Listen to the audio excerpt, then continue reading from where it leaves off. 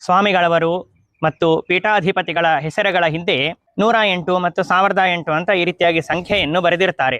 ಆ ಸಂಖ್ಯೆ ಅಂತ ಅನ್ನೋದು ಯಾವುದನ್ನು ಸೂಚನೆ ಮಾಡ್ತಾ ಇದೆ ಅಂತ ಪ್ರಶ್ನೆಯನ್ನು ಕೇಳಿದ್ದಾರೆ.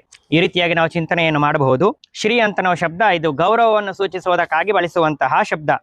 ಆದ್ದರಿಂದಲೇನೆ ಎಲ್ಲರ ಹೆಸರುಗಳ ಹಿಂದೆ ಶ್ರೀ ಅಂತನ್ನುವುದನ್ನು ಸಾಮಾನ್ಯವಾಗಿ ಬಳಸ್ತಾ ಇರ್ತಾರೆ. ವಿಶೇಷ ಗೌರವವನ್ನು ಸೂಚಿಸುವುದಕ್ಕಾಗಿ ಅನೇಕ ಶ್ರೀ ಶಬ್ದಗಳು ಬೇಕು, 10, 20, 30, 40, 50 ಎಂಬುದಾಗಿ.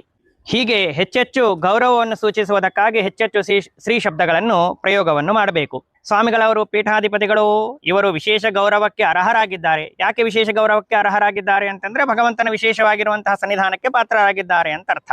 ಆದ್ದರಿಂದಾಗಿ ಅವರಿಗೆ ಗೌರವವನ್ನು ಸೂಚನೆ ಮಾಡಬೇಕು ಅಂತಂದ್ರೆ ಅನೇಕ ಶ್ರೀ ಶಬ್ದಗಳನ್ನು ಪ್ರಯೋಗವನ್ನು ಮಾಡಬೇಕು. ಅಷ್ಟೆಲ್ಲ ಪ್ರಯೋಗ ಮಾಡುವುದು ಅಷ್ಟೆಲ್ಲ ಬರೆಯೋದು ಹೇಳೋದು ಕಷ್ಟ. ಆದ್ದರಿಂದಾಗಿ ಅದಕ್ಕೆ ಪ್ರತಿನಿಧಿಯಾಗಿ ಅನೇಕ ಶ್ರೀ ಶಬ್ದಗಳನ್ನು ಸೂಚನೆ ಮಾಡುವುದಕ್ಕಾಗಿ ಒಂದೆರಡು ಶ್ರೀ ಶಬ್ದಗಳನ್ನು ಮಾತ್ರ ಬರೆದಿರ್ತಾರೆ. ಉಳಿದದ್ದು 108 ಅಥವಾ 1008 ಅಂತ ಬರೆದಿರ್ತಾರೆ. ಅಂದ್ರೆ ಅಷ್ಟು ಶ್ರೀ ಶ್ರೀ ಶ್ರೀ ಶ್ರೀ ಎಂಬುದಾಗಿ ಅವರು ಅಷ್ಟು ಗೌರವಕ್ಕೆ ಪಾತ್ರರಾಗಿದ್ದಾರೆ ಅಂತ ಅರ್ಥದಲ್ಲಿ ಅದನ್ನು ಸೂಚನೆ ಮಾಡುವುದಕ್ಕಾಗಿ ಆ ಶ್ರೀ ಶಬ್ದಗಳ ಪ್ರತಿನಿಧಿಯಾಗಿ 108 ಅಥವಾ 1008 ಎಂಬುದಾಗಿ ಪ್ರಯೋಗವನ್ನು ಮಾಡಿರ್ತಾರೆ.